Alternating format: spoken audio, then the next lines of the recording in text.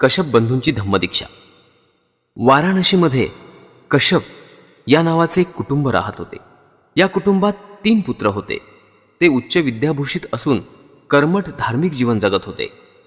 काही काळानंतर मोठ्या मुलाने संन्यास घेण्याचा विचार केला. त्याप्रमाणे त्याने घर सोडले आणि संन्यास घेतला आणि उरुग्वेला येऊन आपला आश्रम स्थापन केला. त्याच्या धाकट्या 2 भावांनी त्याचे अनुकरण केले आणि तेही संन्यासी बनले. ते सगळे अग्निहोत्री आणि अग्निपूजक होते. त्यांनी लांब केस ठेवले असल्यामुळे त्यांना जटिल असं म्हणत. हे 3 भाऊ उरुग्वेला काश्यप, नदी काश्यप आणि गया काश्यप या नावाने ओळखले जात. यापैकी उरुग्वेला काश्यपचे 500 जटिल अनुयायी होते. नदी काश्यपचे 300 जटिल शिष्य होते आणि गया काश्यपाचे 200 अनुयायी होते.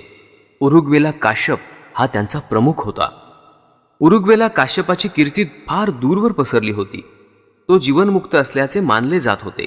लोक दूरदूरच्या ठिकाणाहून फल्गू नदीवरील त्याच्या आश्रमात येत होते. उरुग्वेला काश्यपाचे नाव आणि कीर्ती ऐकल्यामुळे तथागतांनी आपला उपदेश देण्याचा आणि शक्य झाल्यास आपल्या धम्माची दीक्षा देण्याचा विचार केला.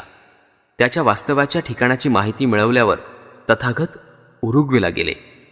तथागतांनी त्याची भेट घेतली आणि त्याला उपदेश आणि धम्माची दीक्षा देण्याची संधी मिळावी म्हणून ते म्हणाले, काश्यप, जर तुझा विरोध नसेल तर मला तुमच्या आश्रमात एक रात्र राहू द्या. काश्यप म्हणाला, आपली विनंती मला मान्य नाही.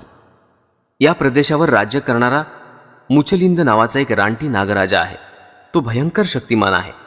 अग्निपूजा करणाऱ्या सर्व संन्याशांचा तो कट्टर शत्रू आहे. तो रात्री आश्रमात येतो आणि अतिशय त्रास देतो. तो मला जसा त्रास देईल तसाच तो आपणालाही देईल असं मला वाटतं. नागलोक तथागतांचे मित्र आणि अनुयायी झाले आहेत हे काश्यपाला माहीत नव्हते, पण ते तथागतांना माहीत होते. म्हणून तथागत पुन्हा विनंती करून म्हणाले, ते मला त्रास देण्याची शक्यता नाही.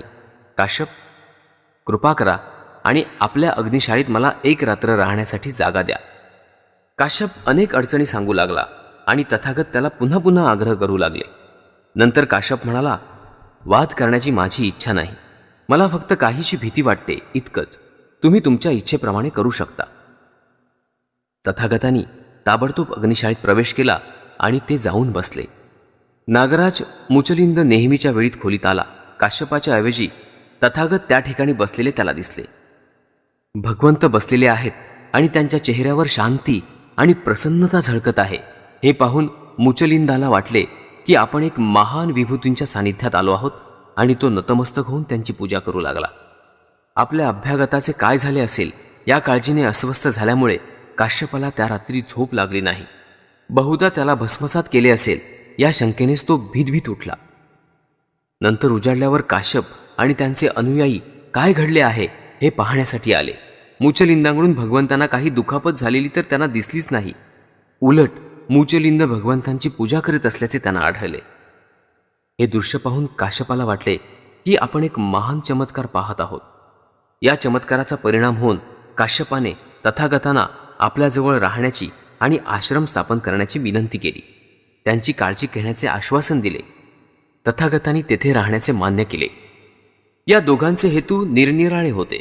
काश्यपाचा हेतू मुचलिंद नागापासून आपणास संरक्षण मिळावे असा होता. तथागतांना वाटले की एके दिवशी काश्यपाला आपला धम्म उपदेश देण्याची आपणाला संधी लाभेल. पण काश्यपाने त्याच्याविषयी काहीच अनुकूलता दाखवली नाही. तथागत केवळ चमत्कार करणारे आहेत, बाकी काही नाही असं त्याला वाटलं. एके दिवशी आपण स्वतःच त्या बाबतीत पुढाकार घ्यावा असं तथागतांना वाटलं आणि त्यांनी काश्यपाला विचारलं, तुम्ही अहंत आहात का? जर तुम्ही अहंत नसाल तर या अग्निहोत्रामुळे तुमचं हित होणार आहे. काश्यप म्हणाला, अहंत होणं म्हणजे काय आहे मला माहीत नाही. आपण मला स्पष्ट करून सांगाल का? नंतर भगवंत काश्यपाला म्हणाले, अष्टांग मार्गापासून विरोध करणाऱ्या सर्व वासनांना ज्याने जिंकले आहे तो अहर्त. अग्निहोत्रामुळे मनुष्य पापमुक्त होऊ शकत नाही.